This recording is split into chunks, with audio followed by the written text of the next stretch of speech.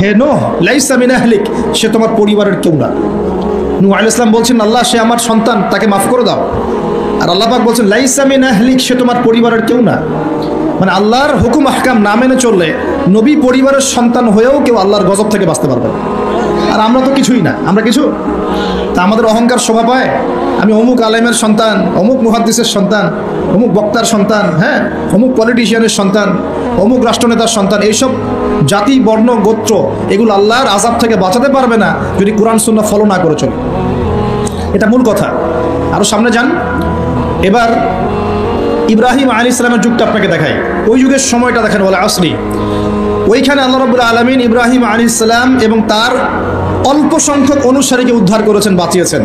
নমরুদের এই বিশাল রাজত্ব আল্লাহ পাক ধসিয়ে দিয়েছেন কি দেন নাই?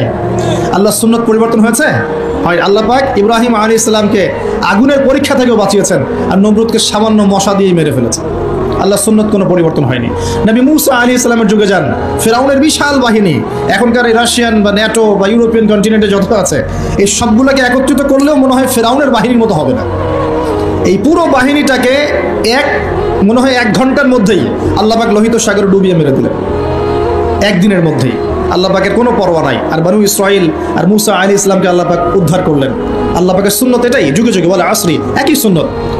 আজ জাতির কথা দেখেন, বিশাল আকার দেহের মানুষ ছিল, একদম তাল গাছের সমান সমান লম্বা। তার একটা কথা বলতো, মান আশাদ্দু মিন্না কুওয়া, আমাদের চেয়ে শক্তিশালী কে আছে, তারা বলতো এই কথা। আল্লাহ পাক ওদেরকে 6 দিন 7 রাতের মধ্যেই এই বাতাসের তীব্র বেগে উপড়িয়ে দিলেন, খেজুর গাছের কাণ্ডের মতো ঘরের সামনে পড়ে থাকলো, কেউ বাঁচাতে পারলো না। বাঁচাতে পারলো? পরের জেনারেশন আসলো সামুদ জাতি, তাদের নবীর নাম কে? সালেহ আলাইহিস সালাম। সালেহ আলাইহিস সালাম দাওয়াত দিলেন, তারা দাওয়াত কবুল করলো না। আল্লাহ পাক সালেহ আলাইহিস সালাম এবং তার সাথীদেরকে বাঁচালেন। সামুদ জাতিকে বজ্রপাত, বিদ্যুৎ চমকায় না, বিদ্যুৎ, এই বিদ্যুৎ দিয়ে পুরো সামুদ জাতিকে আল্লাহ পাক ধ্বংস করলেন। কিভাবে ধ্বংস করলেন জানেন? একবার খালি একটা শব্দ হয়েছে, বিকট এক শব্দেই শেষ। একটা বিকট শব্দ, ব্যাস এক শব্দের সবার জান চলে গেছে, জান কবজ হয়ে গেছে এক শব্দের মধ্যে। সামুদ জাতি শেষ। একটা জাতির নাম ছিল মাদিয়ান, কওমে মাদিয়ান। এই জাতির নবী ছিলেন শুআইব আলাইহিস সালাম। এই জাতির পাপ ছিল, তারা মাপে কম দিত। কি করতো?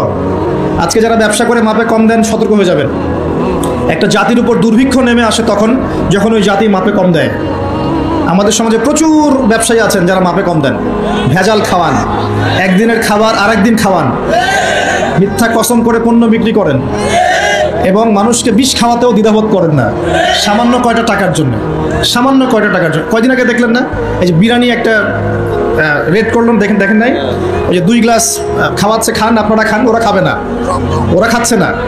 এরকম ব্যবসায়ীর সংখ্যা কি কম না বেশি? সবখানেই প্রতারণা। আমি এদিকে আসছি পরে ইনশাআল্লাহ। মানে শেষ জামানার সবচেয়ে বড় সমস্যাগুলোর মধ্যে একটা হচ্ছে বিশ্বাসহীনতা, প্রতারণা। এই জামানায় আমানত উঠে যাবে। কি উঠে যাবে? আমানত উঠে যাবে। আমানতদার ব্যক্তি খুঁজে পাওয়া যাবে না। নবীজি বলছেন ফস্কার মতো মনে হবে, ফস্কার মতো। গায়ে ফস্কা পড়লে যেমন 2-1টা দাগ থেকে যায়, এরকম আমানতদার ব্যক্তি রেয়ার খুঁজে পাওয়া যাবে। মানুষ বলবে অমুক গ্রামে একটা আমানতদার ব্যক্তি আছে, এত রেয়ার হয়ে যাবে। সবখানে প্রতারণা। ঢাকার মতো শহরে যারা আমরা থাকি, মানুষের চোখে মুখে গেলে অবিশ্বাস, খালি অবিশ্বাস, কেউ কাউকে বিশ্বাস করতে পারে না। কেউ যদি একটা ভিক্ষুক যদি এসে গ্লাসের মধ্যে নক করে বলে যে আমাকে 2টা টাকা দেন, আমি ভাত খাইনি 3 দিন, বিশ্বাস করতে কষ্ট হয় যে সত্যি সত্যি নিচ্ছে না মিথ্যা মিথ্যা নিচ্ছে। এত অবিশ্বাস এখন। তারপরে ভিক্ষারও সিস্টেম, বলে যে আমাকে একটা কম্বল কিনে দেন, বড় বড় ফিগার চাচ্ছে, বড় ফিগার, আমি শাড়ি কিনবো, আমি লুঙ্গি কিনবো। আর সবার কাছে এই কথা বলে বলে সে টাকা উঠাচ্ছে।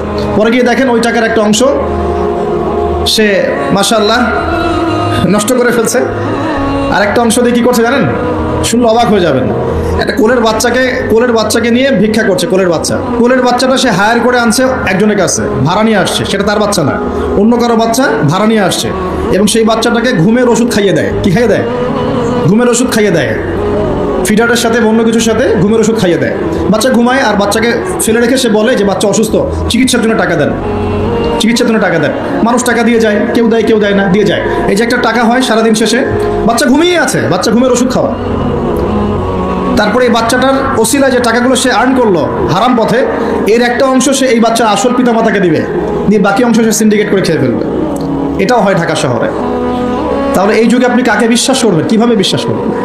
কিভাবে বিশ্বাস করবেন? এটা অবিশ্বাসের যুগ চলছে। জনগণ সরকারকে বিশ্বাস করতে পারে না, সরকার জনগণকে বিশ্বাস করতে পারে না। সমাজ নেতা জনগণকে বিশ্বাস করতে পারে না, জনগণ সমাজ নেতাকে বিশ্বাস করতে পারে না। একজন ইমাম সাহেবকে মুসল্লি বিশ্বাস করতে পারে না, মুসল্লিকে ইমাম সাহেব বিশ্বাস করতে পারে। কোনো কোনো ক্ষেত্রে একটা ওয়াজ মাহফিল হচ্ছে, ওয়াজ মাহফিলের আয়োজক কমিটিকে বক্তা বিশ্বাস করতে পারে না, বক্তাকে ওয়াজ মাহফিলের কমিটি বিশ্বাস করতে পারে। এমনও হয়েছে, ওয়াজ করে চলে গেছে, এমনও হয়েছে যে ওই যে খামের ভিতরে সব পাত্তি, কিছুই নাই। তো এরকমও যে হইতে পারে সেটা তো কল্পনা ছিল না। আসেন হুজুর দেখা যাবে, আসার পরে আর দেখার নাম নাই। কোনো কোনো মাহফিল হয়েছে এমন, মাহফিল নেমে গাড়িতে ওঠার পর মাহফিল কমিটির ফোন নাই, বন্ধ, কিভাবে বাসায় যাবো কোনো ফিকির নাই। তো প্রত্যেকটা ক্ষেত্রে প্রতারণা, প্রতিটা সেক্টরে, উপর থেকে নিচ সব জায়গায় প্রতারণা। এই যুগে আপনি আবার একটা মেয়েকে ভালোবাসতে যাচ্ছেন, ভাবছেন যে সে আপনার বিশ্বাস রক্ষা করবে, এখানেও প্রতারণা। দাঁড়ান আমি কন্টেন্ট হারিয়ে ফেলবো। ছেলেকে বাবা বিশ্বাস করতে পারছে না, বাবাকে ছেলে বিশ্বাস করতে পারছে না। দেখেন সন্তানের জন্য, সম্পত্তির জন্য ছেলে বাবাকে হত্যাও করেছে, এই যুগের ঘটনা। সম্পত্তির জন্য ছেলে মাকে হত্যা করেছে। আমি উত্তরবঙ্গের একটা ঘটনা জানি, মাকে জবাই করে দিয়েছে সন্তান সম্পত্তির জন্য। স্বামী স্ত্রীকে বিশ্বাস করতে পারে না, স্ত্রীকে স্বামী বিশ্বাস করতে পারে না। হ্যাঁ, তো এই জামানার সবচেয়ে বড় সমস্যা হচ্ছে এই জামানা থেকে বিশ্বাস উঠে গেছে, কেউ কাউকে বিশ্বাস করতে পারে না। খেয়াল করে দেখবেন, ইভেন বাজারে যাচ্ছেন, বাজারে গেলে কেনাকাটা করছেন, একটা অবিশ্বাস সবার চোখে মুখে, না জানি ও আমাকে ঠকায় দেয় কিনা। কেউ যদি ভালো মতো এসে এক কাপ চাও অফার করে, ভাই আসেন চা খাই এক কাপ, বিশ্বাস করতে কষ্ট হবে, না জানি চায়ের সাথে হবে কি খাওয়ায় দেয়। সব ক্ষেত্রে, প্রতিটা ক্ষেত্রে একই অবস্থা। দেখেন ওই সমাজে, ওই মাদিয়ান কওমের মধ্যে এই অবিশ্বাস ছিল, প্রতারণা ছিল, আর মানুষকে তারা মাপে কম দিয়ে ঠকাতো। যে সুন্নত এখন চলছে, এখনো সে কোরআন আল্লাহ পাক কেন নাজিল করছেন, কেন এত ইতিহাস বলছেন? কারণ শেষ জামানার এই উম্মতে মুহাম্মাদি সাল্লাল্লাহু আলাইহি ওয়াসাল্লামের মধ্যে এই সমস্ত সমস্যাগুলো আবার নতুন করে দেখা দিবে। এই কারণেই তো আল্লাহ পাক আমাদেরকে জানাচ্ছেন, আগে এটা হয়েছে, আগে এটা হয়েছে, আগে এটা হয়েছে, সতর্ক থাকো। কেন কোরআনে বারবার মূসা আর ফেরাউনের কথা আসছে? 136 বার আছে নবী মূসা আলাইহিস সালামের কথা ফেরাউনের সাথে। এতবার কেন, যেখানে আমাদের নবীজির নাম মাত্র 4 বার? কেন এতবার? কারণ শেষ জামানায় উম্মতে মুহাম্মাদের সময়ে মূসা এবং ফেরাউনের সময় যা যা হয়েছিল এগুলোর পুনরাবৃত্তি হবে আবার। আল্লাহ পাক সচেতন থাকতে বলছেন। এই যুগেও কি নতুন করে ফেরাউন না বের হয়ে আসে নাই? ফেরাউন এবং তার দলবল বানু ইসরাইলের উপরে যা করেছিল, এখন ইহুদিরা সেই মুসলিমদের উপর তাই করছে না?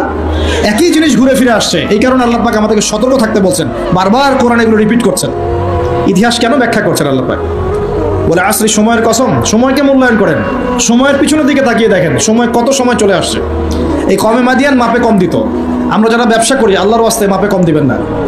একজন সৎ ব্যবসায়ী, আমি দুটো হাদিস শোনাই, আমি তাদেরকে ভালোবেসেই বলছি, ব্যবসায়ীদেরকে আমি ভালোবাসি, কারণ তার অন্ততপক্ষে সুদের মধ্যে যাচ্ছেন না। এখন ব্যবসা করে আপনি যদি হালাল ধরে রাখতে না পারেন তাহলে ব্যবসাটা বৃথা হচ্ছে। আল্লাহ পাক বলেছেন আহাল্লাহুল বাই'a ওয়া হাররামা রিবা, আল্লাহ পাক ব্যবসাকে হালাল করেছেন, সুদকে হারাম করেছেন। আপনি সুদ খাচ্ছেন না, ব্যবসা করছেন, আলহামদুলিল্লাহ।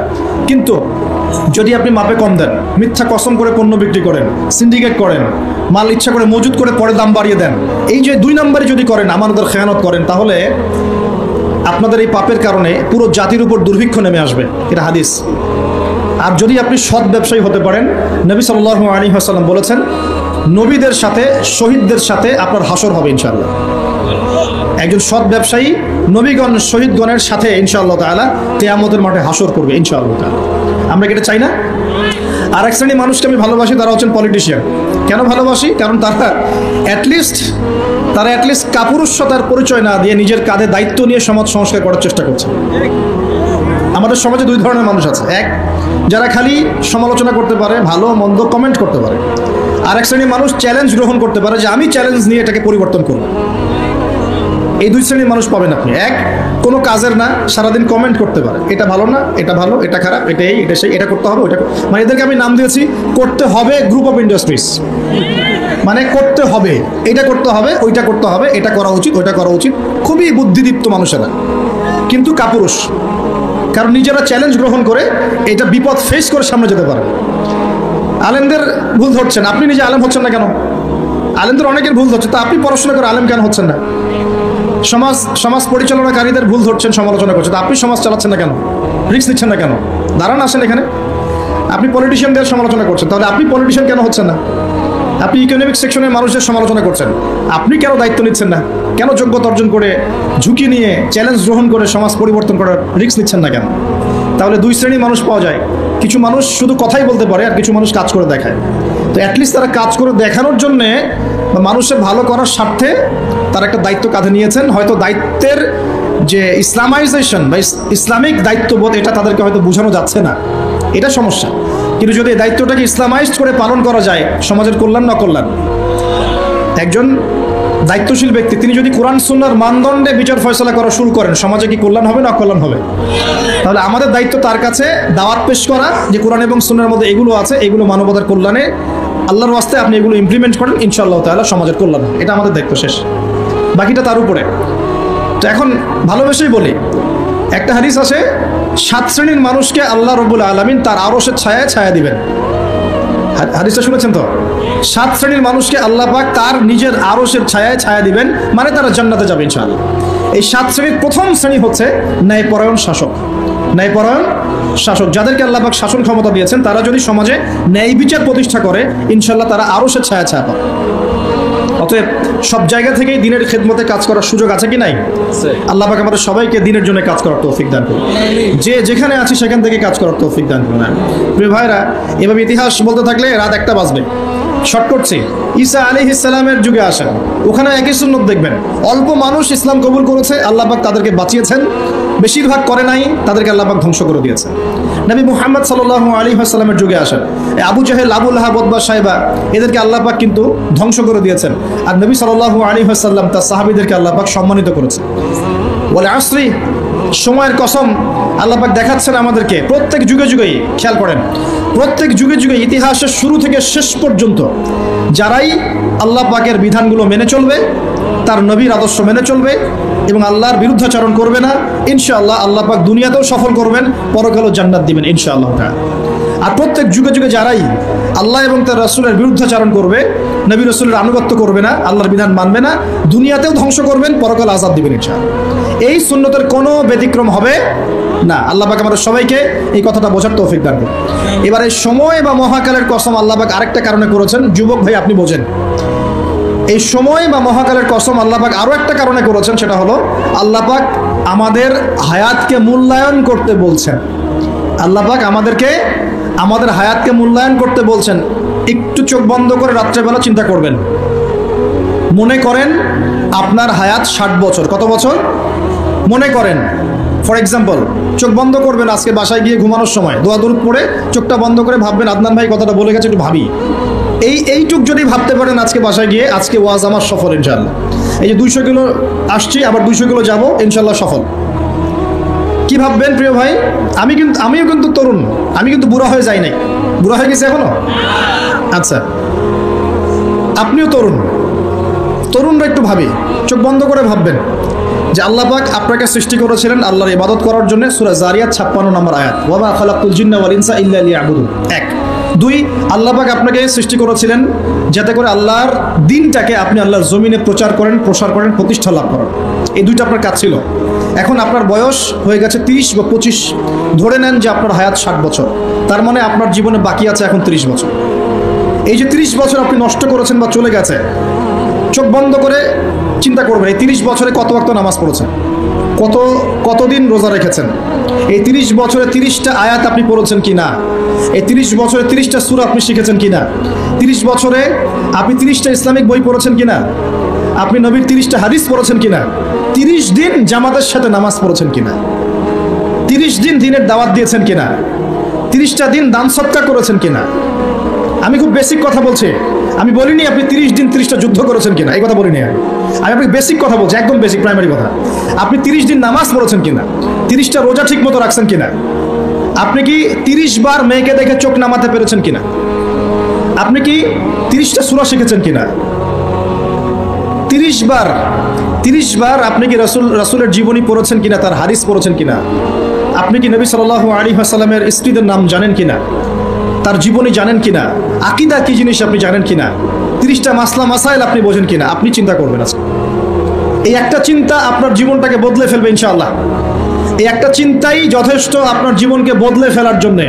এই চিন্তাটা আরেকভাবে করবেন, এটা ভাবার পরে আপনি চোখটা খুলবেন, চোখটা খুলে সাদা কাগজ নিয়ে বসবেন, উঠে বসবেন, বসে আপনি লিখবেন, এই যুব ভাই শোনেন, বসে আপনি লিখবেন, কি লিখবেন?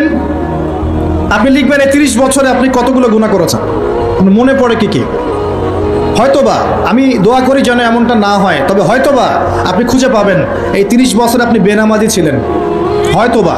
দাঁড়ান, 2, আপনি হয়তো দেখবেন আপনি অনেক দিন রমজানের রোজা রাখেন নাই। আপনি দেখবেন হয়তো আপনি দান সদকা তো করেন নাই, রিকশালাকে থাপ্পড়ও দিয়েছেন।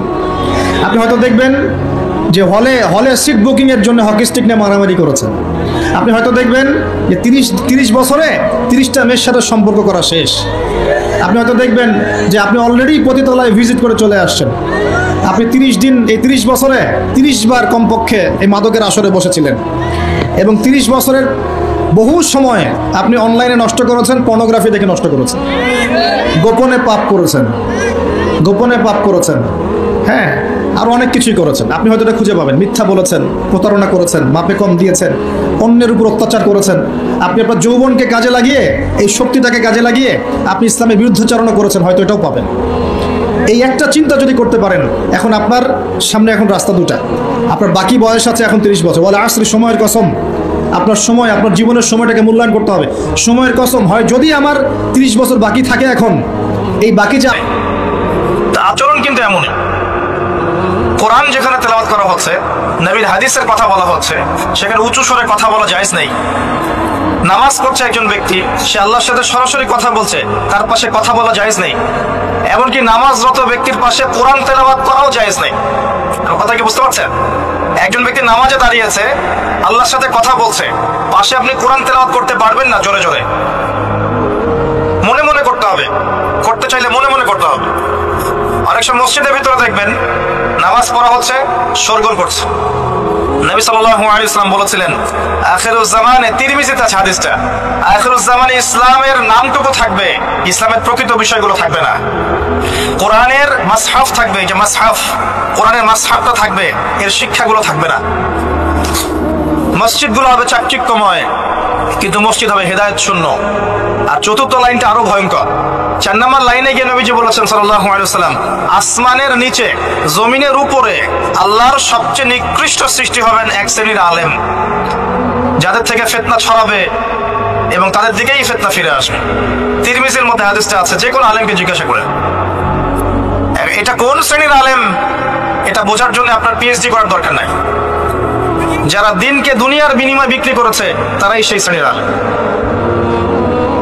যারা সত্য কথা বলতে ভয় পেয়েছে, তারাই সেই শ্রেণীর আলেম। যারা সত্যকে মিথ্যার সাথে মিশ্রিত করেছে, তারাই সেই শ্রেণীর আলেম।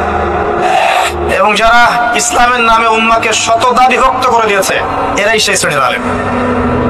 নবী করিম সাল্লাল্লাহু আলাইহি ওয়াসাল্লাম বলেছেন, লাইলাতুল কদর আমি পেয়েছি, কপালে কাদা মাটি ছিল, বৃষ্টি হচ্ছিল, তার মানে ওই রাতে বৃষ্টি হতে পারে, ওই রাতে বৃষ্টি হতে পারে। লাইলাতুল কদরের আলামত, রাতের বেলা বৃষ্টি হতে পারে। বৃষ্টি হয়েছে, তিনি নামাজ পড়েছেন, কপালের মধ্যে কাদা লেগেছিল, তিনি বের হয়েছেন, সাহাবীদেরকে বলবেন কোন রাতটা লাইলাতুল কদর, আজকের রাতটা লাইলাতুল কদর, এটা বলতে বের হয়েছেন। বের হয়ে দেখছেন দুজন মুসলিম আপোষে ঝগড়া করছে। লিসেন টু মি, দুজন মুসলিম আপোষে ঝগড়া করছে। আমরা বলি না যে মুসলিমদের মাঝে ইখতিলাফগুলো রহমত, আমরা বলি না? দুজন মুসলিম আপোষে ঝগড়া করছে, এই কাজটার কারণে আল্লাহ রাব্বুল আলামিন নবী সাল্লাল্লাহু আলাইহি ওয়াসাল্লামের হৃদয় থেকে এই কথাটাকে তুলে নিলেন। তিনি আর বললেন না এক্স্যাক্টলি কোন রাতে লাইলাতুল কদর ছিল, তিনি বলতেই বেরিয়েছিলেন যে কোন রাতে লাইলাতুল কদর ছিল। আমাদের ইখতিলাফের কারণে আমরা সেই নির্দিষ্ট রাতটাকে হারিয়ে ফেলেছি। তবে এর মধ্যেই খায়র আছে, এর মধ্যেই কল্যাণ আছে। আরবিতে একটা প্রবাদ আছে, কুল্লু শার ইউজাদু ফিহিল খায়র, প্রত্যেকটা অকল্যাণের পিছনেই কোনো না কোনো কল্যাণ আছে। নির্দিষ্ট করে বলে দিলে আমরা বাকি রাতগুলো জাগতাম না। নবী সাল্লাল্লাহু আলাইহি ওয়াসাল্লাম এখন বললেন যে আমাকে ভুলিয়ে দেওয়া হয়েছে কোন রাত, তোমাদের ঝগড়ার কারণে। অতএব তোমরা শেষ দশকের বিজোড় রাতগুলোকে তালাশ করো। শেষ দশকের বিজোড় রাত বলতে 21-এর রাত, 23-এর রাত, 25, 27, 29, এই 5টা রাতের যে কোনো একটা লাইলাতুল কদর। এই রাতে ইবাদত করলে এত নেকি হচ্ছে, কারণটা কি? রাত আর দিন কি ডিফারেন্ট কিছু? প্রত্যেক রাতেই কিন্তু আল্লাহ পাক প্রথম আসমানে নেমে আসেন, প্রত্যেক রাতে, শুধু শবে বরাতের রাতে নয়, শুধু নিসফে শাবানের রাতে নয়, কিন্তু প্রত্যেক রাতেই আল্লাহ পাক প্রথম আসমানে নেমে আসেন। তিনি কিভাবে নেমে আসেন এটা ব্যাখ্যা করার দরকার নেই আমাদের। আল্লাহ পাক বলেছেন নেমে আসি, বাস আসি। কারণ সবকিছু আমরা যুক্তি, বিজ্ঞান, দর্শন দিয়ে প্রমাণ করতে পারবো না। পারবো? সায়েন্সকে জিজ্ঞাসা করেন যে স্বপ্নের ব্যাখ্যা কি, ঘুম কাকে বলে, আত্মা কাকে বলে, আত্মা কঠিন না তরল না বায়বীয়, পারবে সায়েন্স ব্যাখ্যা করতে? কবরের আযাব কি, জিন জাতি কি, জিন জাতি কাকে বলে, জিন জাতি কেমন দেখতে, মালায়েকা কেমন, তারা কিভাবে কাজ করে, তাদের ফাংশন কি, তারা কি ব্যাখ্যা করতে পারবে? আমাদের একটা চেতনা তৈরি হয়েছে, সায়েন্স যা বলবে তাই সত্য। এই চেতনা পুরোপুরি সত্য নয়। কোরআন এবং সুন্নাহ, আল্লাহ এবং তার রাসূল যা বলবেন সেটাই চূড়ান্ত সত্য। এর বাইরে সত্য মিথ্যার চূড়ান্ত কোনো মানদণ্ড নাই। হ্যাঁ, সায়েন্সের ভিত্তি আমরাই দিয়েছি, এটা অমুসলিমরা দেয়নি, এর ভিত্তি মুসলিমরা দিয়েছে। পরবর্তীতে এর উপর ঘষা মাজা করেছে। এখন সায়েন্টিফিক এবং টেকনোলজিক্যাল রেভলিউশন আসছে পশ্চিমা সভ্যতা থেকে। এই সভ্যতার ধারক বাহক ছিলাম আমরা। সভ্যতা এদের দ্বারা শুরু হয়নি, সভ্যতা নবীদের দ্বারা শুরু হয়েছে। তো সবকিছু সায়েন্স দিয়ে ব্যাখ্যা করা যাবে এমন নয়, কারণ সায়েন্সের সীমাবদ্ধতা আছে, আল্লাহর জ্ঞানের কোনো সীমাবদ্ধতা নাই। তো আল্লাহ নেমে আসেন, ব্যাস নেমে আসেন। নেমে এসে আল্লাহ পাক কি বলেন? আল্লাহ পাক তিনটা কথা বলেন। রাতের শেষ অংশ, রাতকে ভাগ করেন। যদি 6টার সময় রাত শুরু হয়, রাত কিন্তু রাত 12টায় শুরু হয় না, সূর্য ডুবে গেলেই রাত শুরু হয়, এটাই ইসলাম। এখন 6টা থেকে আপনি এই 5টা পর্যন্ত সময়টাকে 3 ভাগে ভাগ করেন। শেষের অংশ ধরে নেন যে 1টা থেকে 5টা, কথার কথা আমি এস্টিমেট করলাম, এই সময়টুকুতে আল্লাহ রাব্বুল আলামিন কাছে নেমে আসেন প্রথম আসমানে, অর্থাৎ তার রহমত নিকটবর্তী হয় এবং তিনি আহ্বান করতে থাকেন 3টা জিনিস। 1, কে আছো? আমার কাছে কিছু চাইবে, যা চাইবে আমি তাই দিব। 2, কে আছো? আমার কাছে ক্ষমা চাইবে, আমি তোমাকে মাফ করে দেব। 3, কে আছো? কে আছো আমাকে ডাকবে, আমি তোমার ডাকে সাড়া দেব। মানে এই সময় আপনি যা চাইবেন, ইনশাআল্লাহ আপনার আকীদায় যদি শিরক না থাকে, আমলে যদি বিদআত না থাকে এবং আপনার রিজিক যদি হালাল হয়, ইনশাআল্লাহ তাআলা আপনার দোয়া কবুল করা হবে। আল্লাহ পাক প্রত্যেক রাতেই নেমে আসেন। তাহলে লাইলাতুল কদরকে এত স্পেসিফিকলি ইম্পর্টেন্স দেওয়ার কারণ কি? একটাই কারণ, মনে রাখবেন, লাইলাতুল কদরকে মর্যাদা মণ্ডিত করার এবং রমাদান মাসকে শ্রেষ্ঠ মাস মর্যাদা মণ্ডিত করার একটা কারণ, only one reason behind it, সেটা হচ্ছে এই মাসে এবং এই রাতে আল কোরআন নাজিল হয়েছে। কথা কি বুঝতে পারছেন? কোরআন নাজিলের কারণেই এই মাসটা মহামান্বিত, কোরআন নাজিলের কারণেই এই রাতটা সম্মানিত। ইন্না আনজালনাহু ফি লাইলাতুল কদর। নবী করিম সাল্লাল্লাহু আলাইহি ওয়াসাল্লাম যখন এই জাহেলি যুগে বাস করছেন, এই লাইলাতুল কদরে রমাদান মাসে আল্লাহ পাক কোরআন নাজিল করলেন। কি জন্য নাজিল করলেন? কারণ এই সমাজটাকে পরিবর্তন করার জন্য, সমাজের জাহিলিয়াতগুলোকে দূর করার জন্য নবী করিম সাল্লাল্লাহু আলাইহি ওয়াসাল্লাম প্রচন্ড ফিকির করতেন। কি করা যায়, কি করলে মানুষগুলো শিরক ছেড়ে দিবে, কি করলে সুদ বন্ধ হবে, কি করলে মাদক থেকে মানুষ দূরে থাকবে, কি করলে নারীর সম্মান বৃদ্ধি পাবে, তিনি ভাবতেন। কিভাবে গোত্র হানাহানি বন্ধ করা যায়, তিনি এগুলো ভাবতে থাকতেন। হেরা গুহায় বসে তিনি এগুলো ভাবতেন, কি করা যায়। যুবক বয়সে তিনি হিলফুল ফুজুর তৈরি করেছেন এগুলো সমস্যা দূর করার জন্য, কিন্তু পরিপূর্ণরূপে সফল হয়েছেন বলতে পারি না আমরা, তখন ওহী আসেনি।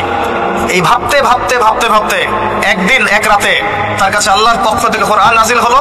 সূরা আলাকের প্রথম 5টা আয়াত, বিসমিল্লাহির রহমানির রহিম, ইকরা বিসমি রাব্বিকাল্লাযী খালাক। পড়ুন আপনার রবের নামে, যিনি আপনাকে সৃষ্টি করেছেন। খালাকাল ইনসানা মিন আলাক, যিনি মানুষকে সৃষ্টি করেছেন জমাট বাঁধা রক্তপিণ্ড থেকে। আমরা সবাই জমাট বাঁধা রক্তপিণ্ড ছিলাম মায়ের পেটে। আজকে আমরা আল্লাহদ্রোহী হয়েছি, কিন্তু আমরা পেটের মধ্যে এতটুকু জমাট বাঁধা রক্তপিণ্ড ছিলাম। সূরা ইয়াসিনের মধ্যে আল্লাহ পাক এই কথাটা বলেছেন, তোমাদেরকে তো নুতফা থেকে সৃষ্টি করেছি, ফাইদা হুয়া খাসিমুম মুবিন, যখন সে বড় হয়েছে সুস্পষ্টভাবে আল্লাহর বিরুদ্ধাচরণ করছে। আমরা যদি না থাকি এই পৃথিবীতে, আল্লাহর দ্বীনের কোনো ক্ষতি হবে? এই পৃথিবীর আবর্তন থেমে যাবে? আমাদের বউ বাচ্চা কাচ্চা, বাবা মা, স্ত্রী সন্তান, এরা কি না খেয়ে মারা যাবে? মনে করেন আমরা এখন সবাই মরে গেছি, কথার কথা বলছি, নাউজুবিল্লাহ, আমাদের পরিবারগুলো কি থেমে যাবে? আত্মীয় স্বজন থেমে যাবে? আমাদের সমাজ থেমে থাকবে? কেউ থেমে থাকবে না। মাঝখান থেকে আমরা আমাদের জীবনের সময়টা হারিয়ে ফেললাম। অতএব আমরা আল্লাহর জন্য বাঁচি, আল্লাহর দ্বীনের জন্য।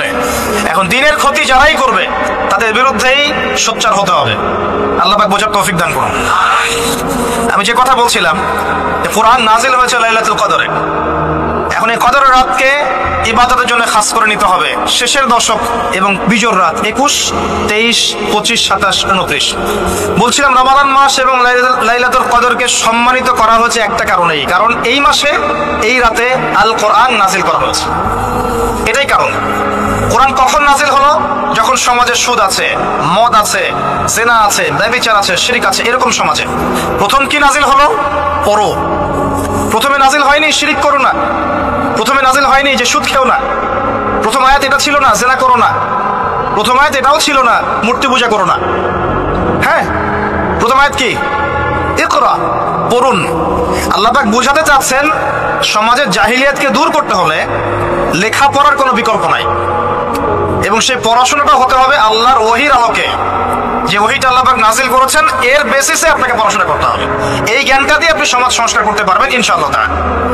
এর সাথে উপকারী জ্ঞানগুলো কি নিব না? অবশ্যই নিব। ওহীর জ্ঞানের সাথে, কোরআন সুন্নাহর জ্ঞানের সাথে আমি ইতিহাসের জ্ঞান নিব, আমি পলিটিক্যাল সায়েন্সের জ্ঞান নিব, আমি দর্শনের জ্ঞান নিব, জিওপলিটিক্সের জ্ঞান নিব, প্রয়োজনে আমি সায়েন্সের জ্ঞান নিব, আমি কমার্সের জ্ঞান নিব, আর্টসের জ্ঞান নিব, মেডিকেল সায়েন্স পড়বো, ইঞ্জিনিয়ারিং পড়বো, সবই পড়বো। কিন্তু বেসিকটা কি হবে? কোরআন, সুন্নাহ, ইসলাম। এরপর আপনি ডাক্তার হন, ইঞ্জিনিয়ার হন, পলিটিশিয়ান হন, সামাজিক নেতা হন, প্রশাসনের ক্যাডার হন, আপনার জন্য মোবারকবাদ। আপনি যেখানেই যাবেন সেখানেই বরকত ছড়াবেন ইনশাআল্লাহ। যে পলিটিশিয়ানের ভিতরে তাকওয়া আছে তার দ্বারা দুর্নীতি সম্ভব না। যে প্রশাসনের কর্মকর্তার ভিতরে তাকওয়া আছে সে ঘুষ নিতে পারবে না, দুর্নীতি করতে পারবে না। যে আলেমের ভিতরে তাকওয়া আছে সে দিনকে দুনিয়ার বিনিময়ে বিক্রি করবে না। যে ডক্টরের ভিতরে তাকওয়া আছে সে ডাক্তার হবে, কসাই হবে না। যে ইঞ্জিনিয়ারের ভিতরে তাকওয়া আছে সে দেখবেন সত্যিকারের প্রকৌশলী হবে, সে কিন্তু চোর হবে না। ভিতরটা চেঞ্জ করতে হবে, ভিতরটা। এর নাম তাকওয়া। ভিতরটা চেঞ্জ করবে একটা জিনিস, আল্লাহর ওহী, কোরআন এবং সুন্নাহ, ইসলাম। এটা আপনার ভিতরকে পরিবর্তন করবে। মানলে ইচ্ছা হলে মারেন, না ইচ্ছা হলে আমরা বোম মেরে উড়াই দেব। ইচ্ছা হলে মারেন, না হলে কি একেবারে দিব শেষ করার জন্য অনেক অস্ত্র আছে ওদের। যারা পলিটিক্যাল অ্যাফেয়ার্স ঘাটাঘাটি করেন তারা জানেন এদের 72টার মতো অস্ত্র আছে। ইকোনমিক স্যাংশন একটা অস্ত্র, চাপ প্রয়োগ করা একটা অস্ত্র, বিল পাস করা একটা অস্ত্র, নেগোশিয়েট করা একটা অস্ত্র, অন্যকে দিয়ে চাপ দেওয়া হবে একটা অস্ত্র। এগুলো অস্ত্র করতে করতে সর্বশেষ অস্ত্র হচ্ছে একেবারে ওই আফগানিস্তান বানায় ছেড়ে দিবে, একেবারে ইরাক বানায় ছেড়ে দিবে, একেবারে সিরিয়া বানায় ছেড়ে দিবে, একেবারে ইয়েমেন বানায় ছেড়ে দিবে। ওটা সবচেয়ে বড় অস্ত্র। এই জন্যে আন্ডারে যারা আছে এরা সবাই স্যালুট মারে, ঠিক আছে আপনি যা বলবেন তাই। তো এই কারণে সারা বিশ্বে অর্থনৈতিক ক্ষেত্রে ও হচ্ছে এখন সুদ ভিত্তিক অর্থনৈতিক সিস্টেমের মোড়ল। যেই সুদ সম্পর্কে আল্লাহ পাক কোরআনে বলেছেন যদি সুদ না ছাড়ো তাহলে আল্লাহ এবং তার রাসূলের সাথে যুদ্ধের ঘোষণা শুনে রাখো। কথা বুঝে যাচ্ছে না মনে হয়? আল্লাহ পাক কোরআনে বলছেন সুদ যদি না ছাড়ো, সুদ যদি তোমরা মুসলমানরা মুমিনরা না ছাড়ো তাহলে আল্লাহর সাথে এবং রাসূলের সাথে যুদ্ধের ঘোষণা শুনে রাখো। সূরা বাকারা পড়েন। আল্লাহ পাক বলছেন ইয়া আইয়ুহাল্লাযীনা আমানু ইত্তাকুল্লাহ ওয়া যারু মা বাকিয়া মিনার রিবা ইন কুনতুম মুমিনিন ফাইন লাম তাফআলু ফাআযানু বিহারবিন মিনাল্লাহি ওয়া রাসূলিহি। তাহলে আল্লাহ পাক এখানে বলছেন হারাম, যদি খাও তাহলে আল্লাহর সাথে যুদ্ধ করতেছো, নবীর সাথে যুদ্ধ করতেছো। ওরা বইলা দিল এটা ফরজ। কি এটা? তুই মানলে মান, না মানলে যা, তোর ব্যাপারে ব্যবস্থা আমরা পরে নিব। তাহলে আমরা এই পুরো বিশ্বে এখন কার সার্বভৌমত্ব চলতেছে? কোরআনে? জি না, কোরআন ওই তেলাওয়াত করার জন্য রেখে দেওয়া হয়েছে। কিসের জন্য? ঘরের কোনায় তেলাওয়াত করেন আপনি কোরআন, কোনো সমস্যা নাই। এই রমজানে প্রত্যেকদিন 1 খতম দিবেন, 30 দিন 30 খতম দেন, ওদের কিচ্ছু যায় আসে না। কথা বুঝাতে পারতেছি না মনে হয়? আপনি ব্যক্তিগত জীবনে কোরআন 30 দিন 30 খতম দেন, কিচ্ছু যায় আসে না এদের। কিন্তু কোরআনের এই যে মৌলিক বিধানগুলা এগুলো আপনি বিশ্বে বাস্তবায়ন করতে পারবেন না এখন, কারণ সার্বভৌমত্ব এখন আমরা আল্লাহর হাত থেকে কেড়ে নেওয়ার চেষ্টা করে তাগুতের হাতে দিয়ে দিয়েছি। এই কারণে বিশ্বের উপরে গজব ঘুরতেছে, যে কোনো সময় আসবে ইনশাআল্লাহ, যে কোনো সময় আসবে, এটা আমরা নিশ্চিত। আল্লাহ রাব্বুল আলামিনের গজব আসবেই আসবে। আল্লাহ রাব্বুল আলামিন এইখানে বলেছেন চুরি করলে হাত কেটে দিবা। কি করবা? ওই যে কিতাব আপনি 10 নেকির জন্য তেলাওয়াত করেন, প্রত্যেক হরফে কত নেকি হবে? 10 নেকি হবে। তেলাওয়াত করি মাশাআল্লাহ, 100 কদম দেন সারা জীবন, কোনো সমস্যা নেই। ওই কিতাবের মধ্যেই সূরা মাইদা আল্লাহ বলেছেন যে চুরি করলে চোরের কি করবা। তো এটা আপনি ওদেরকে বুঝাতে পারবেন না এখন। বুঝাতে পারবেন না, ওইটা তেলাওয়াত পর্যন্তই, ফুল স্টপ। তারপরে এমনি নর্মালি যদি কেউ জেনা করে, সূরা নূর অনুযায়ী আল্লাহ রাব্বুল আলামিন বলছেন যে সূরা নূরের 2 এবং 3 নম্বর আয়াতে 100টা বেত্রাঘাত করবা জনসমক্ষে। কয়টা বেত্রাঘাত? বাংলাদেশের বহু ছেলে মেয়ে এখন 100 বেত্রাঘাত পাওয়ার শাস্তি মাথায় নিয়ে ঘুরতেছো তোমরা, নাউজুবিল্লাহ। যার শুরুটা হয় ওই টেক্সটের মাধ্যমে, তারপরে দেখা সাক্ষাৎ, তারপরে এটা, তারপরে ওইটা। ঢাকা শহরে এর পরিসংখ্যান বেশি না কম? কত বেশি? কতগুলো ছেলে পাওয়া যাবে যারা এই পাপে লিপ্ত হয় নাই? কতগুলো মেয়ে পাওয়া যাবে যারা এই পাপে লিপ্ত হয় নাই? কতগুলো আপনি দেবর পাবেন যারা জেনা করে নাই? কতগুলো ভাবি পাবেন জেনা করে নাই? কতগুলো দুলাভাই পাবেন শালীর সাথে জেনা করে নাই? কতগুলো ছেলে পাবেন বিবাহিত ছেলে যারা বাইরে পরকিয়া করে নাই?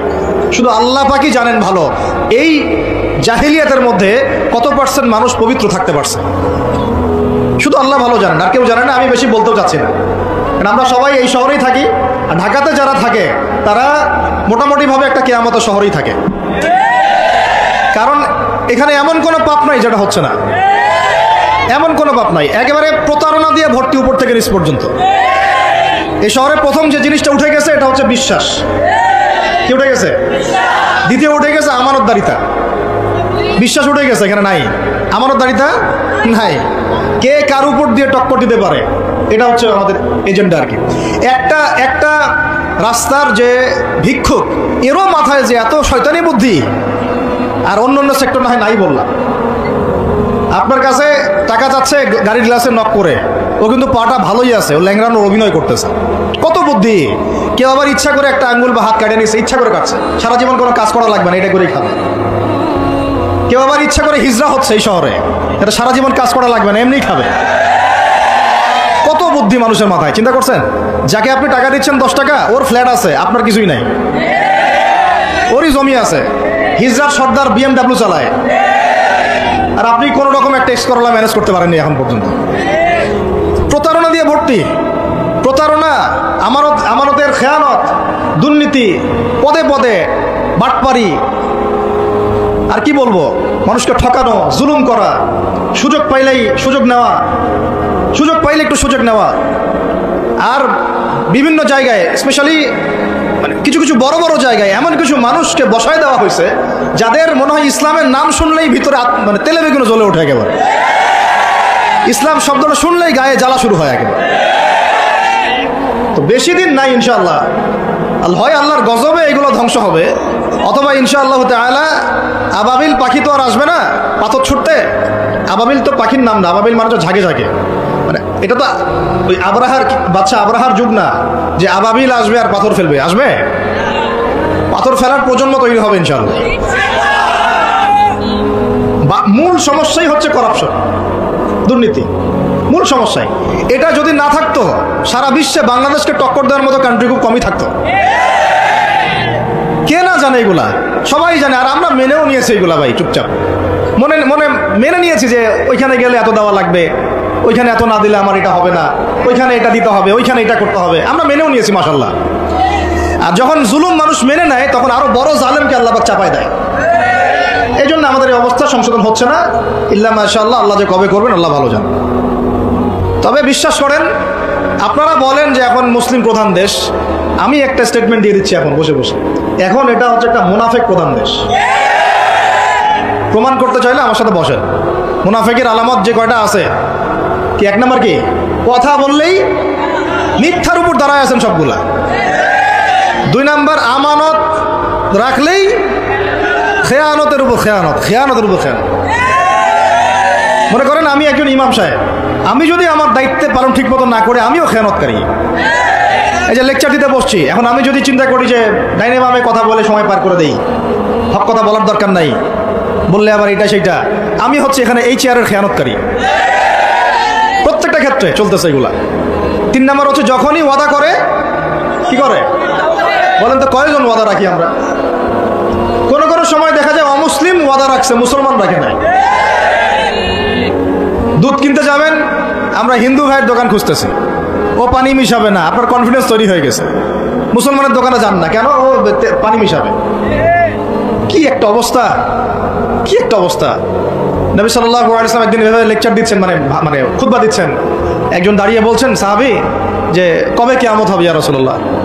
তিনি বলছেন যে যখন দেখবা যে অনুপযুক্ত ব্যক্তির হাতে দায়িত্ব অর্পণ করা হয়েছে তখন ফান্তাযিরিস সাআ, কিয়ামতের অপেক্ষা করতে হবে। আমরা এই যুগে বাস করতেছি না? এমন করে পাপ নাই এই শহরে হচ্ছে না। মূল পাপ কয়েকটা হচ্ছে। এক নম্বর হচ্ছে শিরক, কি হচ্ছে? তারপরে হচ্ছে প্রতারণা, তারপর হচ্ছে জুলুম, প্রচুর জুলুম, মানে দুর্বল পাইলেই জুলুম করতে চাচ্ছি আমরা। যদি দেখি ও আমার চেয়ে একটু দুর্বল, আমি জুলুম না করলে পেটের ভাত হজম হচ্ছে না। জুলুম করাটাকে আমরা ক্রেডিট মনে করি যে আমি জিতে গেলাম। আরে ভাই, কাল কিয়ামতের মাঠে কি হবে আপনার আমার অবস্থা? কাল কিয়ামতের মাঠে কি হবে অবস্থা? নবী সাল্লাল্লাহু আলাইহি ওয়াসাল্লামের কথা কি মিথ্যা? তিনি বলছেন কিয়ামতের মাঠে বহু মানুষ উঠবে উহুদ পাহাড়ের সমান নেকি নিয়ে। একেবারে উহুদ পাহাড় দেখছেন আপনারা? কেউ অনলাইনে দেখে নেন, বিশাল পাহাড়। জানাজার নামাজে শরীক হইলে 1 কেরাত নেকি হয়। 1 কেরাত মানে 1 উহুদ পাহাড় সমান। আর মাটি দিয়ে আসলে আরেক কেরাত নেকি হয়, মানে আরেকটা উহুদ পাহাড়ের সমান। উহুদ পাহাড়ের সমান আরো উঁচু উঁচু নামাজের নেকি, জাকাতের নেকি, হজের নেকি, ওমরার নেকি নিয়ে উঠবে বহু মানুষ। আমরাই হয়তো বা তার, আল্লাহ পাক আমাদেরকে মাফ করুন।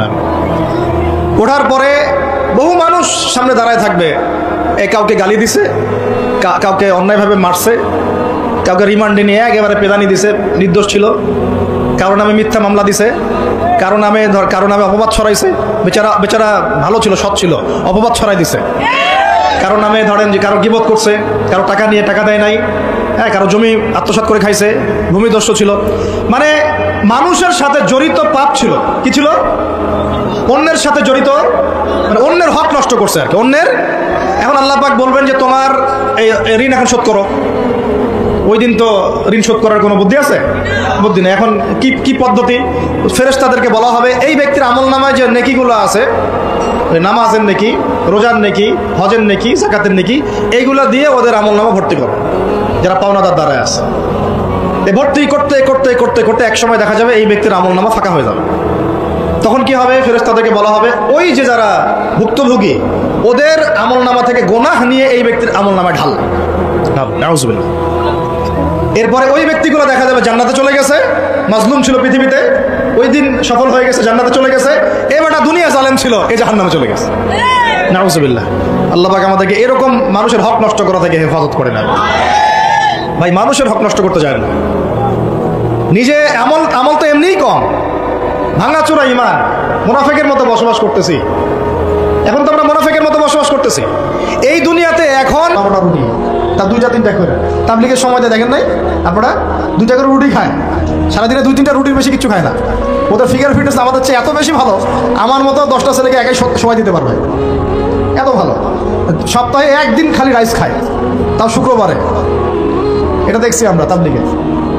তো তাদের দ্বারা ইসলামের যে খেদমত হয়েছে আমাদের দ্বারা হয়েছে? তো খাওয়ার টেবিলে আমরা হেরে গেছি। খাওয়া ঠিক করেন। রমজান মাসে বেশি বেশি খাবেন না, গপ গপ করে খাবেন না। সাহারিতে পরিমিত খাবেন, কিন্তু পুষ্টিকর খাবার খাবেন। ইফতারে আবার 7 পেট খেয়ে তারাবির নামাজে ঘুমায় যায় না। লিমিটেড খাবেন, কিন্তু পুষ্টিকর খাবার খাবেন। আর এখনকার খাবারের যে মান, এগুলো যত কম খাওয়া যায় ততই ভালো। আমার খুব মন চায় যে সব দেশি পণ্যের একটা বিজনেস শুরু করি। আমি নিয়াত করছি, আল্লাহ পাক তৌফিক দান করেন। মানে আমরা চাচ্ছি ব্যবসা করতে, এবং অনেক তরুণ উদ্যোক্তা আছে আমাদের ভাইরা, তাদের থেকে আমরা একটা সমন্বয় চাচ্ছি আর কি। সব দেশি পণ্যগুলো যদি একটা সুন্দরভাবে পাওয়া যায় এক জায়গায়, আমাদের জন্য খুব ভালো হয়। ফ্রেশ খাবার খেতে পারেন। এখন কোথায় ফ্রেশ খাবার পাবেন? চালে ভেজাল, মাছে ভেজাল, গোশত খাচ্ছেন আপনি, গরুর গোশত, ওইখানেও ভেজাল। খাইলে ক্যান্সার হবে, খাইলে ক্যান্সার হবে। একটা ডাব কিনতে যাচ্ছেন ঢাকা শহরে, ডাব, ওই ডাবের পানি সে আগেই বের করে রেখে দিচ্ছে। কি অবস্থা চিন্তা করছেন? প্রতারণা দিয়ে ভরে গেছে পুরো, উপর থেকে নিচ পর্যন্ত খালি প্রতারণা প্রতারণা। এত ইনোভেটিভ বুদ্ধি মানুষের মাথায়। বিশ্বাস হারাই গেছে শহর থেকে, প্রতারণা হারাই গেছে, প্রতারণা উঠে, মানে আমানত উঠে গেছে, প্রতারণা দিয়ে ভর্তি হয়ে গেছে। স্তরে স্তরে আমরা এইভাবে একে অপরকে ঠকাচ্ছি। কে কাকে ঠকাবো এটাকে আমি ক্রেডিট মনে করি। আর পরিচয় হয়ে গেছে আমাদের এরকম, ভাই কি নাম, কি করেন? আমার নাম অমুক। ওই যে দেখতেছেন 10তলা বিল্ডিংটা, ওইটা আমার, এটাই পরিচয়। কি নাম আপনার, কি করেন, পেশা কি? ওই যে অমুক জায়গায় একটা সোসাইটি আছে, ওই সোসাইটিতে একটা ফ্ল্যাট আছে আমার, এটা পরিচয়, এটাই পরিচয়। আর আপনাদেরকে ওই হাদিসটা শোনাই দিই, লোক সামলাতে পারতেছেন। নবী সাল্লাল্লাহু আলাইহি ওয়াসাল্লাম বলেছেন, একটা হাদিসে আল্লাহ নবীকে জিবরাইল আলাইহিস সালাম এসে 4টা প্রশ্ন করেছেন, 4টা উত্তর দিয়েছেন। শেষেরটাতে তিনি বলেছেন কিয়ামত কবে হবে আমি জানি না। মাল মাসউলু আনহা বিআলামা মিনাস সাইল। প্রথমে ছিল ইসলাম কাকে বলে, ইমান কাকে বলে, ইহসান কাকে বলে, তারপরে প্রশ্ন করেছেন কিয়ামত কবে হবে, তিনি বলছেন আমি জানি না। মান মাসউলু আনহা বিআলাম মিনাস সাইল, প্রশ্নকারী উত্তরদাতা চেয়ে বেশি জানে না, বা আমাদের দুজনের কেউই জানে না এক্স্যাক্টলি কোন ডেটে কিয়ামত হবে। পঞ্চম প্রশ্ন তিনি করছেন আরেকবার যে ফাখবিরনি আন আমারাতিহা, তাহলে কিছু মানে আলামত বলে দেন, কিয়ামতের কি বলে দেন, কিছু নিদর্শন বা আলামত বলে দেন। নবী সাল্লাল্লাহু আলাইহি ওয়াসাল্লাম এমন দুইটা আলামত বলেছেন যার সাথে বর্তমান বিশ্বের প্রত্যেকটা বড় বড় শহর মিলে যাবে, প্রত্যেকটা বড় বড় শহর, এমনকি আমাদের ঢাকাও। নবীজি বলছেন, শুনেন সাল্লাল্লাহু আলাইহি ওয়াসাল্লাম, তিনি বলছেন আন তালিদা লামাতু রাব্বাতুহা, যখন দেখবা যে দাসী তার মনিবকে জন্ম দিচ্ছে, দাসী তার মনিবকে জন্ম দিচ্ছে। অনেক ব্যাখ্যা হয়, ওলামায়ে কেরামের একটা ব্যাখ্যা বলা সবক শোনাই দিচ্ছি। ওলামায়ে কেরামের একটা সবক হচ্ছে আন তালিদা লামাতু রাব্বাতুহা, দাসী তার মনিবকে জন্ম দিচ্ছে মানে শেষ জামানায় সত্য হবে মিথ্যা, মিথ্যা হবে সত্য, ন্যায় হবে অন্যায়, অন্যায় হবে ন্যায়, হক হবে বাতিল, বাতিল হবে হক। মানে আমানতদার তাকে বলবে খেয়ানতকারী, খেয়ানতকারীকে বলবে আমানত, মানে উল্টায় যাবে মানদণ্ডটা। এটা হচ্ছে দাসী মনিবকে জন্ম দিচ্ছে, কারণ আসলে দাসী মনিবকে জন্ম দেয় না। আরেক শ্রেণীর ওলামায়ে কেরাম তারা বলেছেন যে এর অর্থ হচ্ছে এমন যে পিতা মাতার সাথে দাস দাসীর মতো আচরণ করা হবে, এটা একটা ব্যাখ্যা। তো এরপরে দেখেন এই আলামতটা মিলে যায় না আমাদের সোসাইটির সাথে, সমাজের সাথে, বিশ্বের সাথে, মানদণ্ড উল্টাই গেছে না। আরেকটা যেটা, এটা আপনার সামনে চোখ খুলে দিন। দ্বিতীয়টা তিনি বলছেন ওয়ান তারাল হুফাতাল উরাতাল আলাতা রিয়াশাই ইয়াতাতাওয়ালুনা ফিল বুনিয়ান, যখন তোমরা দেখবে, ঢাকাবাসী শুনেন, যখন তোমরা দেখবা সমাজের নগ্ন পদের, মানে স্যান্ডেল কেনার টাকা ছিল না, একদমই ভোগানাঙ্গা, স্যান্ডেল কেনার টাকা, তাহলে কত মানে নিচেতে চিন্তা করেন, নগ্ন পদের নগ্ন দেহের, মানে দেহে কাপড় পরার টাকা ছিল না, অর্থ ছিল, সামর্থ্য ছিল না, এবং রাখাল ছিল, রিয়াশাই পশুপালন করতো রাখাল, এরা ইয়াতাতাওয়ালুনা ফিল বুনিয়ান, এরা উঁচু উঁচু বিল্ডিং নির্মাণ করবে না, বরং উঁচু উঁচু বিল্ডিং নির্মাণের প্রতিযোগিতা করবে। বুঝতে পারি না। কিয়ামতের অন্যতম একটা নিদর্শন হচ্ছে যাদের পায়ে স্যান্ডেল ছিল না, গায়ে কি ছিল না, কাপড় ছিল না, রিয়াশাই রাখাল শ্রেণীর মানুষ ছিল, এরকম নিম্ন শ্রেণীর মানুষেরা উঁচু উঁচু বিল্ডিং নির্মাণের কি করবে, প্রতিযোগিতা। আপনার 10 আমার 15, আপনার 15 আমার 16, আপনার 4টা ফ্ল্যাট আমার 5টা, আপনার 2টা বাড়ি আমার গুলশান বনানী বাড়িধারা, এগুলো মিলে 4টা 5টা বাড়ি। ইয়াতাতাওয়ালুনা ফিল বুনিয়ান, কিন্তু শুরুতে দেখবেন এদের পায়ে কিছুই ছিল না, স্যান্ডেলও ছিল না, গায়ে কাপড়ও ছিল। অন্যতম শ্রেষ্ঠ একটা নিদর্শন, যেটার মধ্যে পুরো এই বিশ্বটা এখন ডুবে আছে। আমি একটা প্রশ্ন করি, এখন আপনাদেরকে উত্তর দেন দেখি, কিভাবে হালাল পথে এরকম শ্রেণীর মানুষেরা এত উঁচু উঁচু বিল্ডিং নির্মাণের প্রতিযোগিতা করতে পারে? কিভাবে সম্ভব, কিভাবে সম্ভব বলেন? আপনি দুজন কি এখন 50 তলা বিল্ডিং নির্মাণের প্রতিযোগিতা করতে পারবেন এখন এই অবস্থায়? এখন আমাদের কনক্লুশন শুনেন, এটা সম্ভব 3টা মাধ্যমে। কটা মাধ্যম? এক, হয় অন্যের সম্পদ গুন্ডাগিরি করে, জুলুম করে, ওই যে মারামারি কাটাকাটি দাঙ্গা হাঙ্গামা করে দখল করতে হবে, জুলুম করে। এক, এটা হচ্ছে না, সমাজে হয় নাই, ভূমিদস্যু নাই, হরহ দাপট দিয়ে সব দখল করে ফেলতেছে, পরকালে কোনো ভয়ই নাই, আল্লাহ পাক যে কাঁধের মধ্যে 7 তবক জমি চাপাই দিবে এটা ভয় নাই। মানে মানুষের, আল্লাহ পাক আমাদেরকে হেদায়েত দান করে না, আমিন। মানুষের চিন্তা এখন এমন জায়গায় গেছে, লাস্ট টাইম আমি উত্তরবঙ্গে একটা সফর করেছিলাম, ছেলে পেলে মানুষকে ঠকাচ্ছে, ঠকায় ভিসার প্রতারণা করে মানুষকে মানব পাচার করতেছে, এটা একটা চক্র ধরা পড়ছে। তো এই চক্রের একজনের সাথে আমাদের একদিনই ভাইয়ের কোনোভাবে একটা কথা হয়েছে, দাওয়াত দিচ্ছে, সে মসজিদে নামাজ পড়তে আসছে, জিজ্ঞাসা করছে কি করেন, বলছে আমরা এরকম ভিসা এগুলো ব্যবসা করি। তো বলছে এগুলো তো হারাম, তা আপনাকে আল্লাহকে ভয় করে না, ভয় লাগে না? বুঝছেন কথা? তাদের কথাটা এরকম, আমরা জানি ভাই আমরা জাহান্নামে যাবো না, চিন্তা করছেন কথাটার লেভেলটা কি? আমরা তো জানি ভাই আমরা জাহান্নামে যাবো, মানে মেনেই নিছি আমরা, নাউজুবিল্লাহ। তো এই অবস্থা চলে আসছে। এইভাবে মানুষের জমি দখল করে হতে পারে একটা পদ্ধতি। 2 হচ্ছে সুদের মাধ্যমে। কিসের মাধ্যমে? সুদের মাধ্যমে। এটা হচ্ছে একদম জাজল্যমান একটা মিসাল হতে পারে এই যুগের জন্য। এর মধ্য দিয়ে প্রত্যেকটা বড় বড় বিল্ডিং এর পিছনের ইটের পিছনে, প্লাস্টারের পিছনে, একেবারে রডের পিছনে সুদ আছে আর সুদ আছে। এমনকি আমি ধরেন যে একটা জায়গায় ভাড়া থাকি, ফ্ল্যাট নিয়ে একটা ভাড়া থাকি, ওই ভাড়া তো আমাকে দিতে হচ্ছে না, ওই ভাড়া হয়তো দেখা যাবে ফ্ল্যাট মালিকরা যারা আছে ওরা নিয়ে ওদের সুদের লোন শোধ করতেছে। এটা সেই যুগ হয়ে গেল যে আমি সুদ থেকে বাঁচতে চাচ্ছি, কিন্তু কোনো না কোনোভাবে আমিও জড়াই যাচ্ছি। বুঝতে পারতেছেন মনে হয়? আপনি খাচ্ছেন না, কিন্তু আপনাকে আপনার রিজিককে পুঁজি করে আপনি সমর্থন করতেছেন, বা আপনাকে করতে হচ্ছে, বাধ্য হয়ে যাচ্ছেন আপনি।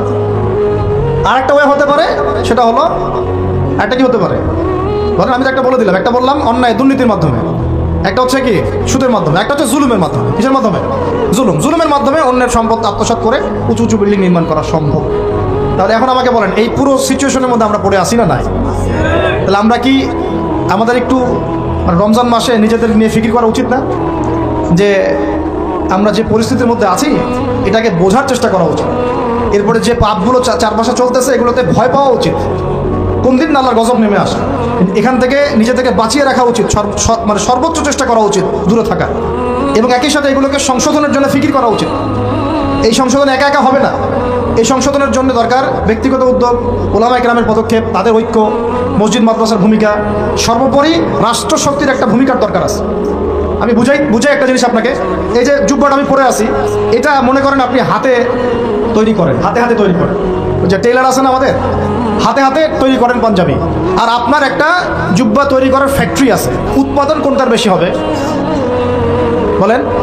যে হাতে তৈরি করে ও বেশি উৎপাদন করতে পারবে, না যে ফ্যাক্টরি দিয়েছে সে বেশি উৎপাদন করতে পারবে?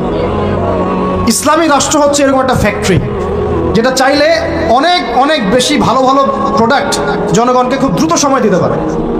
আমি দাওয়া দিয়ে যতটুকু ইসলাম এবং সংশোধন করতে পারবো, একজন ওমরের মতো রাষ্ট্রপ্রধান চাইলে পুরো সমাজটাকে অনেক সহজেই সংস্কার করতে পারবেন। এই জিনিসটার ঘাটতি আছে না নাই?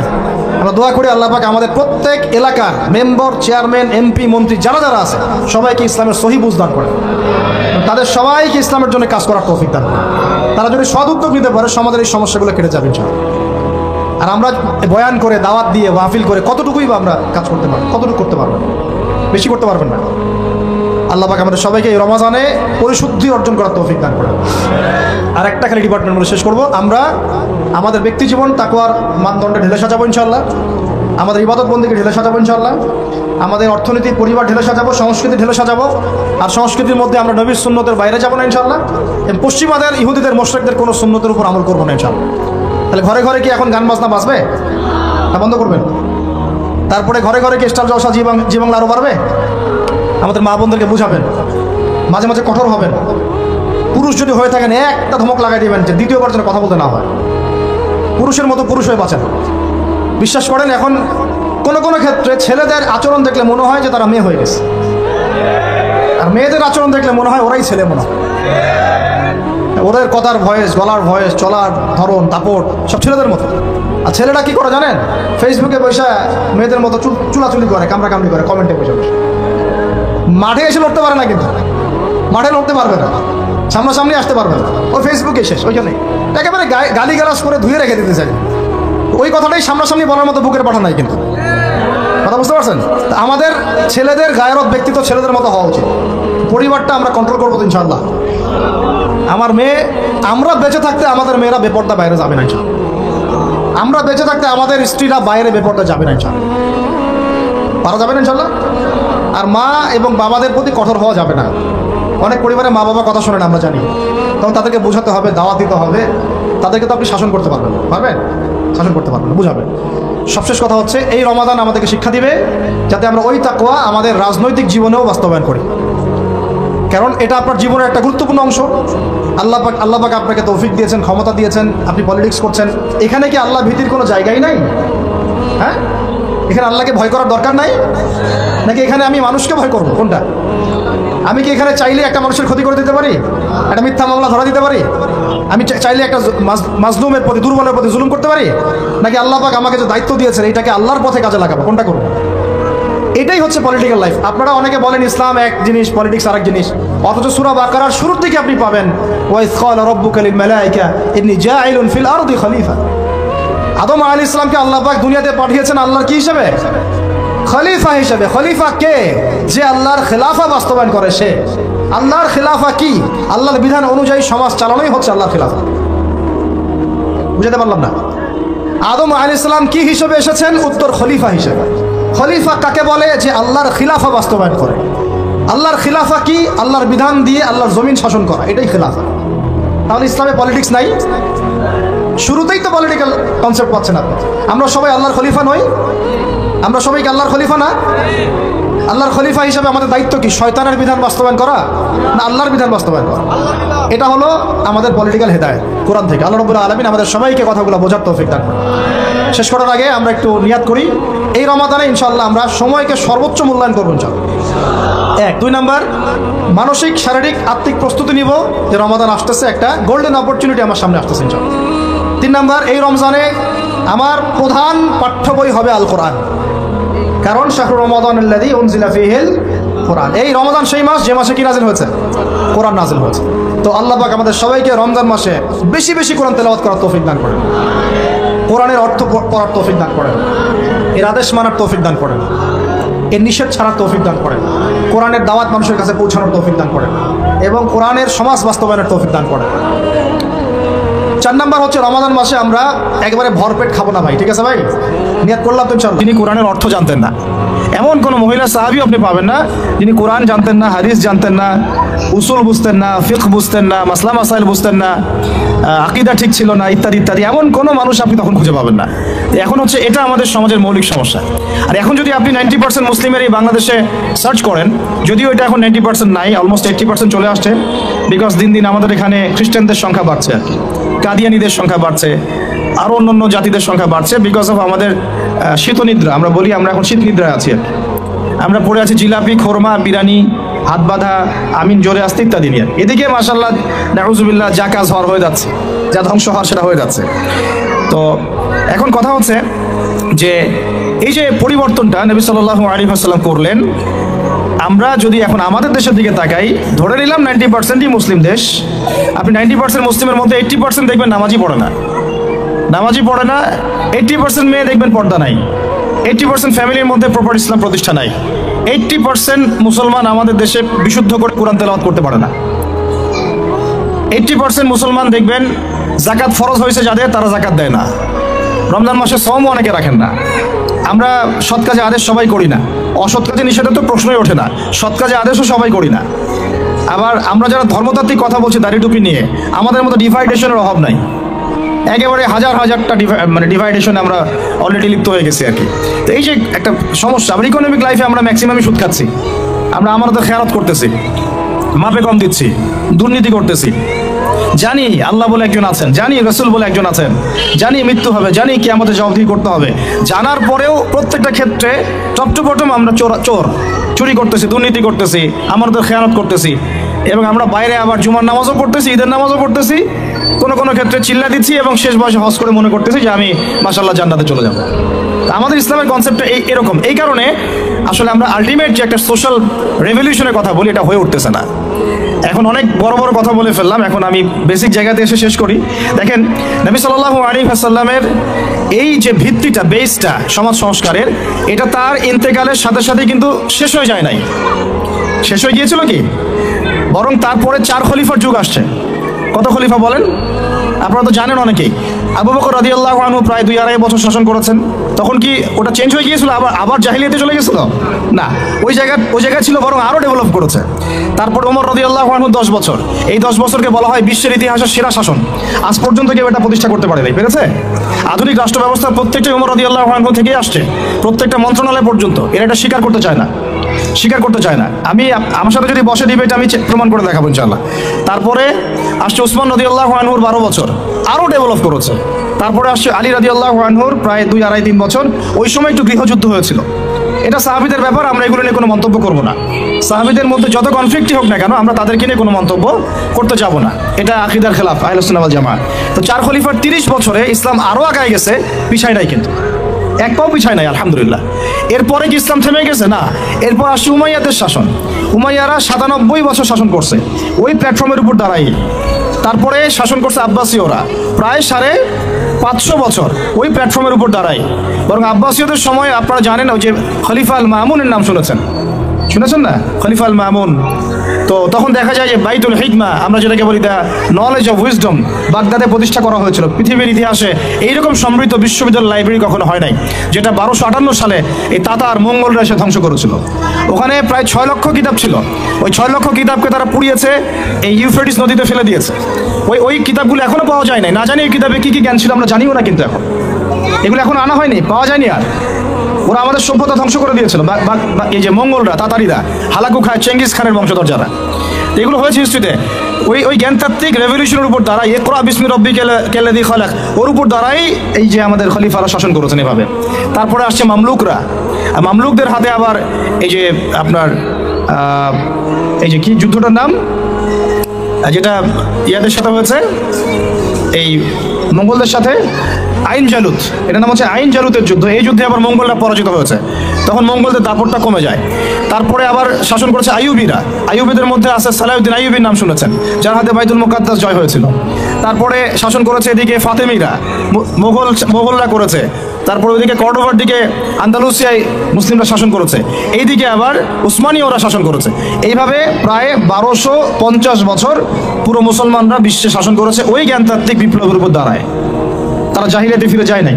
যখনই মুসলমানরা ইমান দুর্বল হয়ে গেছে, আমল দুর্বল হয়ে গেছে, আপনার তাসকিয়া দুর্বল হয়ে গেছে, হারাম রিজিক খাওয়া শুরু করেছে, দুনিয়াদার হয়ে গেছে, আমাদের চেতনা শেকড় ভুলে গেছে, হ্যাঁ, আমাদের মানে ইকোনমি নষ্ট হয়ে গেছে, পলিটিক্যাল অ্যাফেয়ার্সের গন্ডগোল চলে আসছে, তখন থেকে আস্তে আস্তে আমরা আবার এই ডমিনেটেড হয়ে গেছে। লাস্ট আমি হিসাব করেছি প্রায় 220 বছরে, 220 বছরে এই ফরাসি বিপ্লবের পর থেকে আমাদের অধঃপতনের সময়টা শুরু হয়েছে। কারণ কি? অনেক কারণ। এই অনেক কারণের মধ্যে অন্যতম একটা কারণ হচ্ছে শিক্ষা ধ্বংস। আজকে যেহেতু আমরা এডুকেশন নিয়ে কথা বলছি, অন্য টপিকগুলো আমার টাচ করার দরকার নাই। অনেক কারণ। এই আমাদের যে লাস্ট 220 বছরে এই অধঃপতন, যে এখন আমাদেরকে নামাজের মাসালা শেখাতে হয়, ওজুর মাসালা শেখাতে হয়, আমাদের ছেলে মেয়েদেরকে ওমর, খালিদ, হামজার নাম শোনাতে হয়, চেনাতে হয়, হ্যাঁ, ইতিহাস জানাতে হয়, ফিকের মাসালা শেখাতে হয়। কোরআন তেলাওয়াত করতে পারে না 80% মানুষ। ওজু মাসালা, গোসলের মাসালা, ফরজ, ওয়াজিব, সুন্নাত, মুস্তাহাব জানে না। 80% জেনারেল লাইনে পড়ে, তারা নামাজের মাসালা বুঝতেছে না। মানে এখন যে একটা পুরো ম্যাসাকার অবস্থা, এটা লাস্ট 220 বছরে এমনি এমনি হয় নাই। বেশ কিছু কারণ আছে। তার মধ্যে আমি একটা কারণ ফাইন্ড আউট করেছি, সেটা হলো এই ইকোনমিক কারণ, একটা পলিটিক্যাল কারণ, একটা হচ্ছে সাংস্কৃতিক আগ্রাসন, একটা হলো কাফেরদের দৌরত্ব, একটা হলো আমাদের চেতনা মানে নষ্ট হয়ে যাওয়া, শেকড় থেকে দূরে সরে আসা। সবচেয়ে বড় কথা, আল্লাহ এবং তার রাসূলের সাথে যে প্রতিশ্রুতি দিয়েছিলাম আমরা, এখান থেকে আমরা খেয়ানত করেছি, আর খেয়ানতকারী, মূল কথা এটা। এখন কথা হচ্ছে এই লাস্ট 200 বছর আবার কিভাবে এডুকেশনটা নষ্ট হয়ে গেল, কিভাবে, এটা একটা পয়েন্ট। এই পয়েন্টটা আমি আপনাদেরকে জাস্ট 2 মিনিটে বোঝাচ্ছি। এডুকেশনটা নষ্ট হয়ে যায় নাই, বরং এডুকেশনটা কি হয়েছে? এডুকেশনটা মেরুকরণ হয়েছে। এডুকেশনটা কি হয়েছে বলেন? মেরুকরণটা কি? মেরুকরণ মানে হচ্ছে যে আমরা এটাকে শিক্ষা, যে আসলে শিক্ষাই, ইসলামী শিক্ষাও শিক্ষা, ইংরেজি শিক্ষাও শিক্ষা, ম্যাথামেটিক্সও শিক্ষা, সায়েন্সও শিক্ষা, আর্টসও শিক্ষা, কমার্সও শিক্ষা, যতক্ষণ না সেটা কোরআন সুন্নাহর সাথে সাংঘর্ষিক হয়, সব কিছুই জ্ঞান। এই কনসেপ্টটা আমরা ভুলে গেছি। এই কনসেপ্টটা আমাদের বাপ দাদাদের ছিল, মানে 1200 বছর আগে যারা ছিল তাদের এই কনসেপ্টটা ছিল। আমি যে কলমটা দিয়ে এই কথাগুলো লিখেছি না, এই কলমের যে বলটা আছে, এই বলটা আবিষ্কার করেছে মুসলমানরা। এই কলমটা আবিষ্কার করেছে মুসলমানরা। এই যে কফিটা খাইতে খাইতে আমি এটা লিখছি, এই কফিটা আবিষ্কার করেছে মুসলমানরা। এই কাগজ, এই যে আপনার দফতর, চেয়ার, এই টেবিল, মানে আপনি যেগুলো দেখতেছেন সামনে, যা সামনে দেখতেছেন আপনি, সবই মুসলমানদের। ক্যামেরা, আলোর প্রতিবিম্ব, প্রতিচ্ছবি, রক্ত সংবহন তন্ত্র, আপনার কেমিস্ট্রি, আপনার জ্যোতির্বিদ্যা, আপনার কি বলবো ফিলোসফি, এটা নিয়ে আরেকটা লেকচার দেওয়া যাবে ইনশাল্লাহ, আরেকদিন দিব এটা নিয়ে। আপনার বল পেন থেকে শুরু করে রাষ্ট্র ব্যবস্থার সংবিধান পর্যন্ত এভরিথিং মুসলমানরা করে দিয়েছিল, এভরিথিং। একটা সেক্টরও বাদ নাই, একটা সেক্টরও বাদ নাই। এটা করেছিল কারা? ওই যে 1200 বছর আগে 4 খলিফার যুগে, উমাইয়াদের যুগে, আব্বাসীয়দের যুগে, তারা এগুলো গড়ে দিয়েছিল। পরে যখন অধঃপতনের সময় শুরু হয়েছে আমাদের লাস্ট 220 বছর, 300 বছরে, তখন পশ্চিমারা এগুলো আমাদের থেকে ধার করেছে, ধার করে নিয়ে ওর উপর দাঁড়ায় ওদের সভ্যতা নির্মাণ করেছে। এটার উপর বাহাস হতে পারে, ডিবেট হতে পারে, ওদেরকে বসতে বলেন, আমি বসতে রাজি আছি, এটার উপর বাহাস হতে পারে।